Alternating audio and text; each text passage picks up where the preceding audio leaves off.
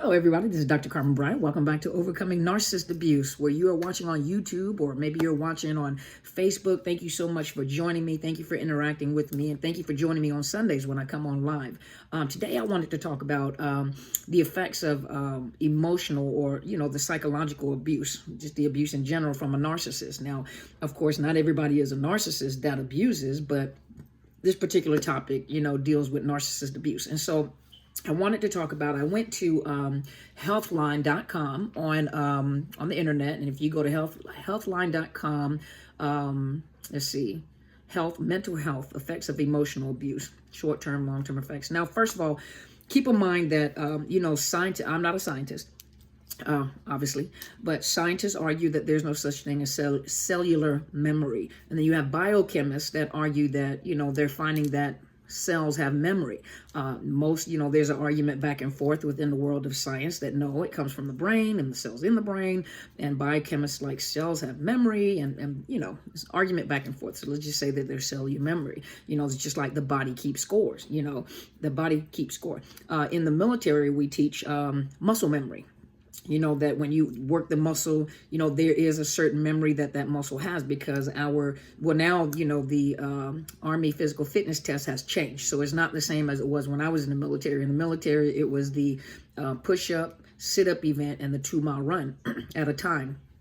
Timed, and it was 2 minutes push-up, 2 minutes sit-ups. You have to do the max for your age, and then there's the 2-mile run. You have to run it in so many minutes for your age group. And then there's the weigh-in, where they measure your body composition. And so, we did physical fitness training a certain way to work the muscles to help us in those categories, because those are the 3 categories. Well, now they've changed it, and there is other categories that they have now. So they're having to recreate the training and basic training to prepare those muscles, and we call it muscle memory, to prepare those muscles for those particular events. Well, us old school folks, I'm not in anymore, but imagine we have trained for so many years a specific way to do physical fitness that when you interject this new physical fitness challenge, for some of us it's not easy, because now I think they're doing with the barbell or the weights, and they're, it's a whole bunch of stuff. I probably will fail.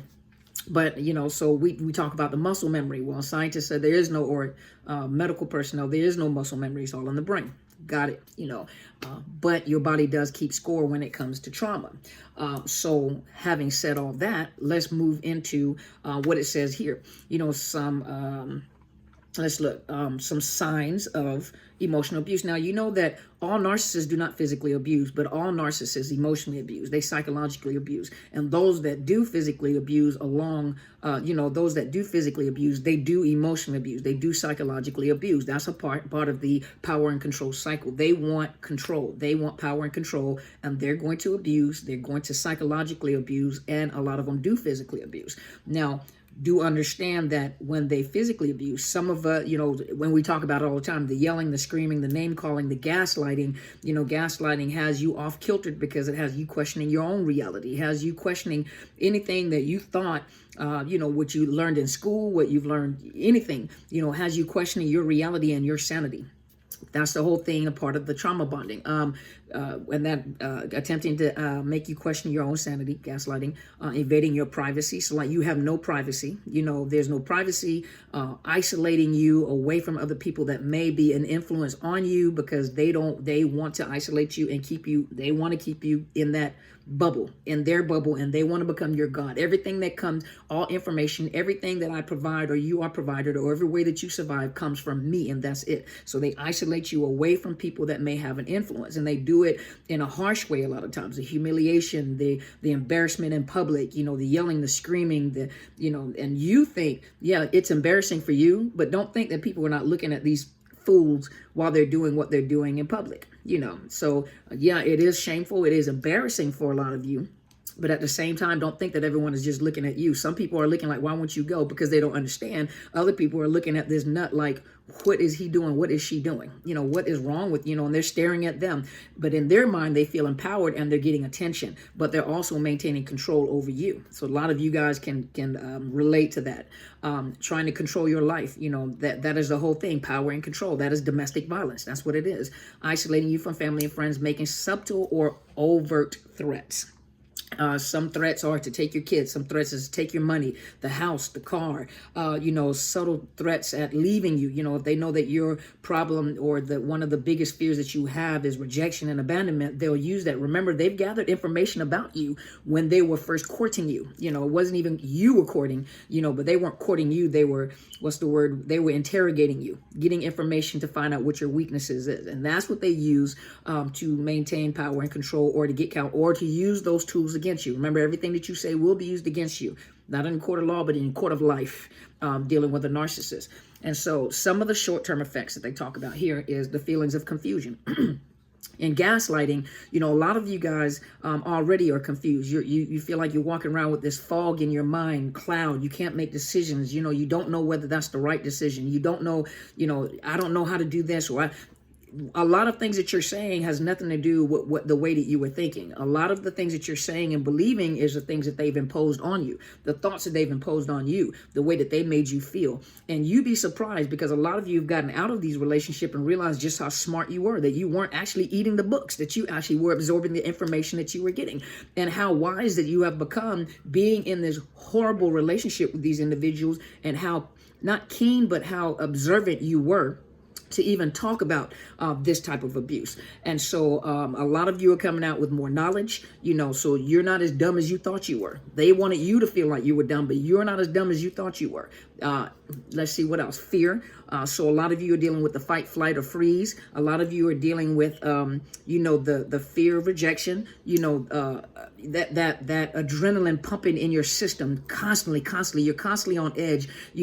They scare you, they scream, so you're always anxious at what is going to happen when I go home. What are they going to do when I go home? How are they going to act when I go home? What are they going to do when they come to the house? So a lot of you, as soon as they come, or as soon as you hear them coming in the door, as soon as you get home, that anxiety level is increasing. All that adrenaline is pumping, because now you're in the fight, flight, or freeze, because you don't know what kind of mood that they're in when you come.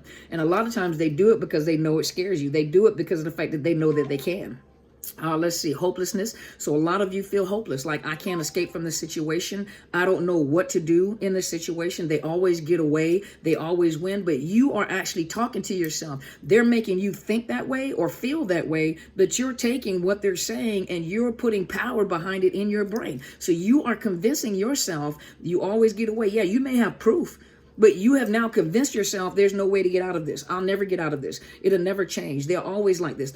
You know what? You have to start focusing on you. And if you have children, your children, that you can do it. It's like in the military. We used to pump ourselves up before the PT test, or we're going on a long ruck march, or if we're going up the side of a hill, mountain, whatever we were doing, we would pump ourselves up. And so we get that adrenaline pumping. And even when I remember going on a 10-mile run one time, and I said prior to going to the 10-mile run, one day I'd like to go on a 10-mile run. Just one time in my life, I'd like to say that I did a 10-mile run. I didn't know it would happen that quick. Pulled it in too quick. And when I did it, I was like, I don't know what to do. I don't want to look like a punk in front of these soldiers, and I'm talking junk, and the soldiers like, you going to fall out? Because I'm going to fall out when you fall out.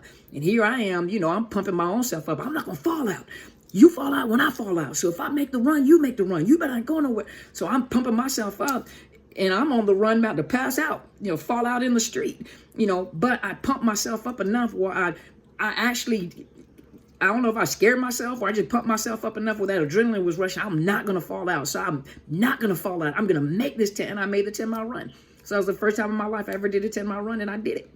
But I pumped myself up. So either you're going to pump yourself up to think that you are hopeless and that you're helpless and that you can't do something, or you're going to pump yourself up and start looking at the positive attributes that you have. You have an education, you have this, but they make you feel as if you can't do nothing. Like there's nothing that you can do, nothing. And you actually begin to verbalize that. And I've spoken to a lot of you guys. You actually verbalize that. Those are not your thoughts. Those are not your words. You take authority and you take responsibility for your thoughts and your words, not someone else's. You tell yourself that you can do this. Tell yourself that let me find information. Knowledge is power. When you begin to get empowered, when you begin to get knowledge about what is going on and what's happening in your body, you'd be surprised at what you can accomplish and what you can do and how you can escape. Let's see what else. Shame.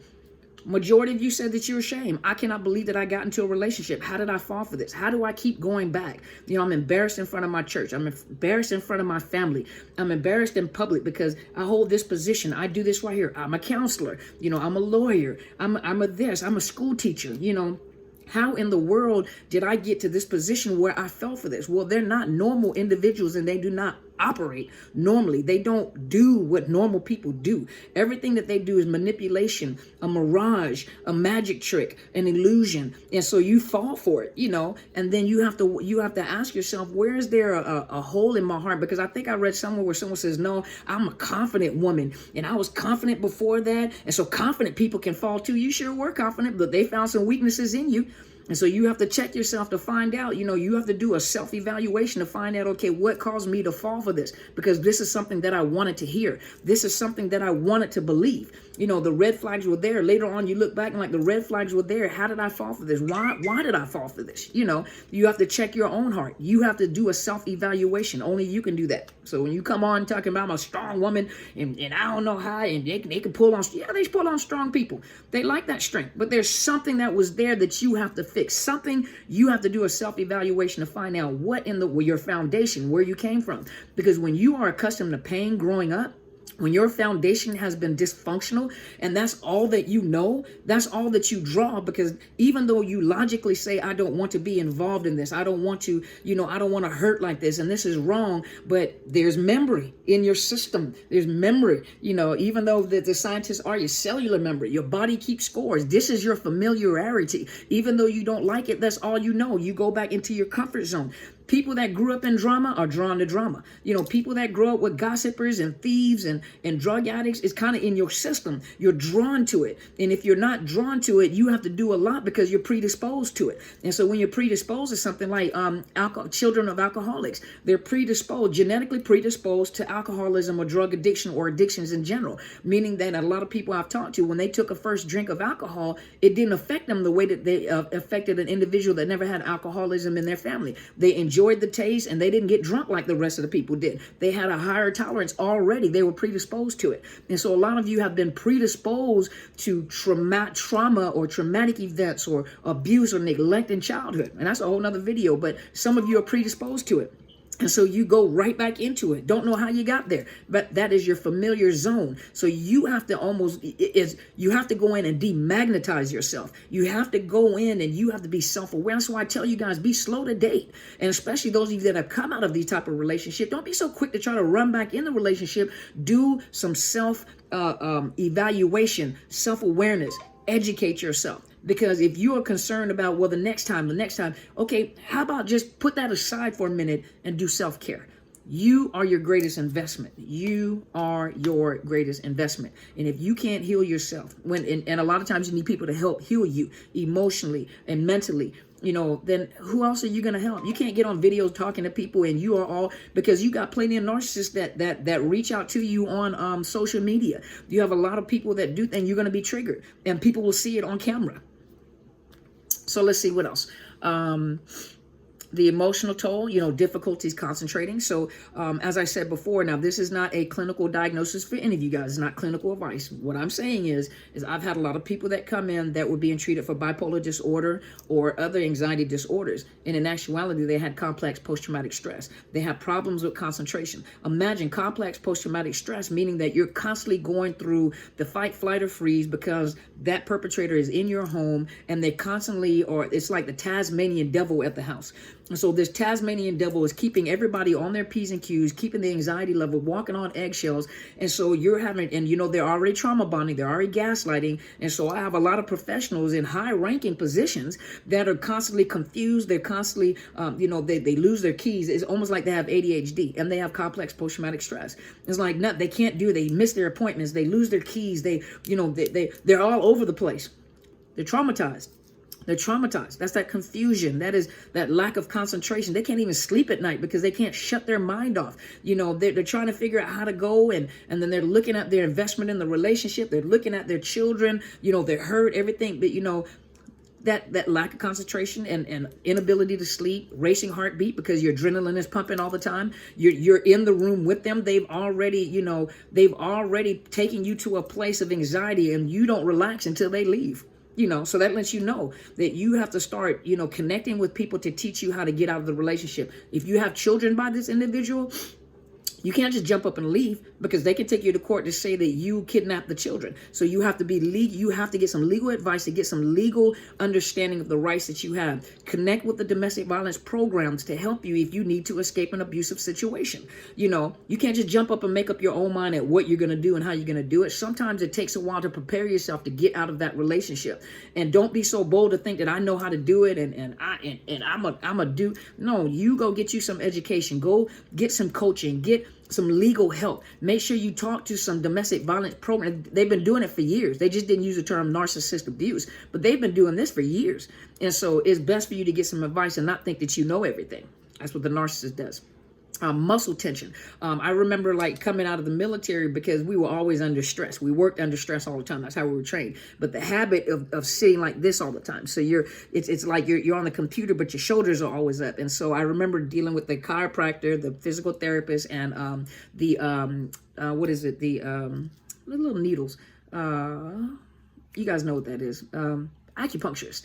And all of them said the exact same thing. When you're tense, you have most people have this habit of tensing their neck muscles. So a lot of you guys have pain in your neck muscles down here on your shoulders. Your shoulders are really tight. You have pinched nerves all the time. You have tension headaches in the back. You may have tension headaches up here or up here.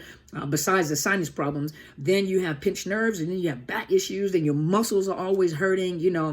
I spoke to a professional in the medical field that was talking to an oncologist who's also a research oncologist. And one of the things that he was saying is that he says, if you're living in a home full of trauma and abuse, where your adrenaline is pumping all the time and the anxiety levels are high, he said it breaks down your immune system, where your immune system can't even fight diseases and simple diseases or disorders out of the system. And what he said is that, I do believe that it also is a factor in developing cancer, especially if your family had no trace of cancer in them whatsoever. There is no history of cancer, and then all of a sudden you develop cancer. Most of the time your body is able to fight that cancer out of your system. But he said that once your immune system is broken down, anything can be introduced to your body that no one in your family may have ever had. And so he said the same thing. He says, yes, he said stress, PTSD, trauma, that constant fight, flight, or freeze, it affects your immune system. A lot of you guys are having a lot of stomach issues, stress, stomach issue, muscle tension, migraine headaches, sinus issues, blurred vision, confusion. Some of you guys can't even get up in the morning. Depression takes a physical toll. Did you know that PTSD and chronic pain are relatively related? And when you have chronic pain and you have PTSD, the higher the stress and the higher the fight, flight, or freeze, or the constant, stress that you're under causes your pain level to go up, your chronic pain to go up. And when you learn how to relax and calm yourself back down, a lot of times that pain level will go down. So it's in between the chronic pain and the post-traumatic stress, that stress. What else? Nightmares. A lot of you guys deal with nightmares on a constant basis. Your mind is fighting, this monster that you're living in the home with, or that you have to deal with on a constant basis. Various aches and pains, moodiness. 1 minute you're happy, next minute you're sad, the next minute you feel guilty, the next minute you feel shameful, then you look at your kids, you feel guilty again, then you look at the monster that you're with, and your feelings are hurt. I'm a man, and I can't believe that that I'm in a relationship with a woman that abuses me. Most people are not going to believe me if I tell people what this woman is doing, because the average man is not going to tell that they're being abused, and vice versa. No one's going to believe me because they're so charming. This guy is so charming, and he is the corner of society, and people love him, and they're going to think that I'm crazy because he has all these flying monkeys. So, some of the long-term effects, anxiety, we talked about that, post-traumatic stress, complex post-traumatic stress, anxiety, chronic pain, guilt, insomnia, you have problems sleeping, you can't sleep at night. I mean, your body is hurting, your mind is wide open, it can't even relax, and social withdrawal or loneliness. You know, if you're embarrassed enough, you'll isolate yourself. You don't want people to know that this is what you're going through. And some of you guys are even embarrassed to come out in public with the narcissist, and so you just isolate yourself. I don't even want people to see me with her or see me with him, you know. So I'm gonna isolate my own self because I'm embarrassed, I'm humiliated, I can't do it, you know. So hopefully this has helped you guys to give you some insight on, you know, some of the physiological and psychological effects of being with a narcissist and this trauma. You know, it's serious. You know, it takes a toll on your body. And when you get out of the relationship, a lot of you like, how long is it going to take for me to heal? You know what? It depends, first of all, how deep the pain runs, how deeply rooted, you know, the trauma is, because some of it goes back to childhood. And so you guys are trying to rush the situation and rush the healing process. You can't rush the healing process. It's almost like when you're with a narcissist or you come from a narcissistic family, it's almost like it's in your blood. It's up under your skin. It's taking a toll in your whole life. It takes a while, you know, just like the doctor gives you penicillin to get an infection out of your body, and the doctor tells you not to stop taking the medicine when you start feeling better. You continue taking that medicine as prescribed. And some of you feeling better, and you feel like I can go and talk to the narcissist again, and wonder how you got into this Hoover. Wonder how you got back with this individual because you felt empowered. Just because you felt empowered and you felt free didn't mean that you were supposed to reconnect, you know, with the narcissist. Leave them alone. If you get out, stay out. Gray Rock, stop talking to them. Some of you guys are limited because you do have children, you know, but you don't have to have a whole conversation with them. The conversation should be only about the kids. You should not be responding to anything concerning you or your personal life and the things that you're doing. The kids, that's it. The kids, that's it. You know, so it gets into your system. It's like a blood disease. It takes a while to get it out your system. Like people that are going through chemotherapy. You know, chemotherapy is very, very toxic. And after chemotherapy is over with and you lost the hair, you know, your body is toxic. So a lot of people go to naturopaths and they have to heal their body to get those toxic waste out of the system. So for some people, it takes a long time to recover from that. Long time to recover from chemotherapy. You know, some things are not the same like they used to be, or even like radiation treatment, you know.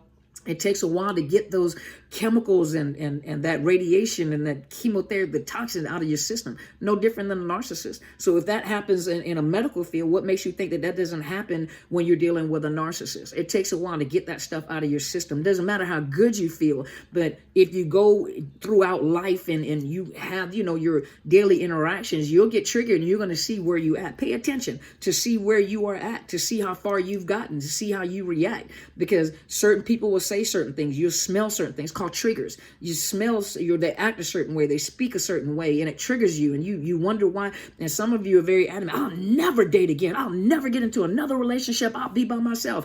That lets you know that you're not healed.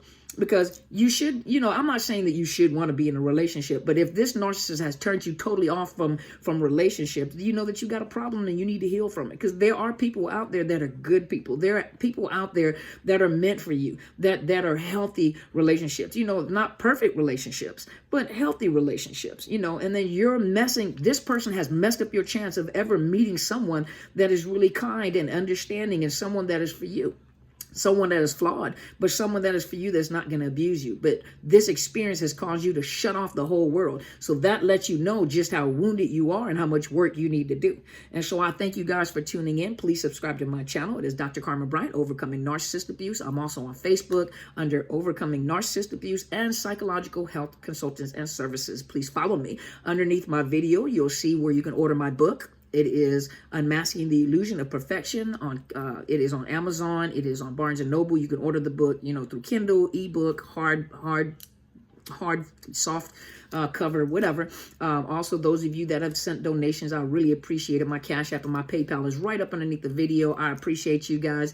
I'm still going to do the Zoom conferences. Don't worry. Let me just get it together. So when I do it, I want to be consistent. So I haven't forgotten. Also, those of you that are seeking counseling, if you are outside of the state of Washington, you can go to betterhelp.com/Dr. Carmen. It is a sponsored link. That doesn't mean you get me. It's a sponsored link that will give you a discount, a 10% discount, and you can find counselors that specialize in trauma, domestic violence, psychological abuse, physical abuse and the after effects of that. But it'll give you, that link will give you a 10% discount. It's a nominal fee. And if you're having financial difficulties, let them know so that you can qualify. They'll qualify you for a grant to assist you.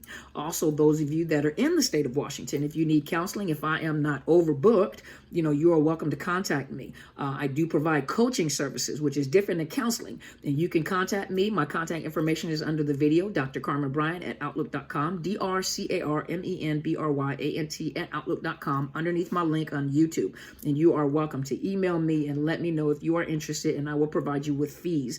Thank you so much once again. And make sure you go to my mentor's mentor's YouTube channel. It is Helen Sadler, Destiny Helper, and she will provide you with information concerning the narcissist from a spiritual perspective, from a pastor, a senior pastor of several churches and many ministries, and mentors many different types of leaders. And she will give you information. You also have the Honorable Bishop R.C. Blakes. You have Quinn Holiday. You have Angie Atkinson. You have Melanie Tonya Evans. You have Kim Saeed. You have Dr. Ramani, who is a consummate professional, and she is also a clinical psychologist. But you have all these people out there that can provide you with information. Find someone that you like, and find some if you like my videos, hit like, share it with people that may need it. But if they resonate with you and that you're healing and you're getting information from it, stick with them.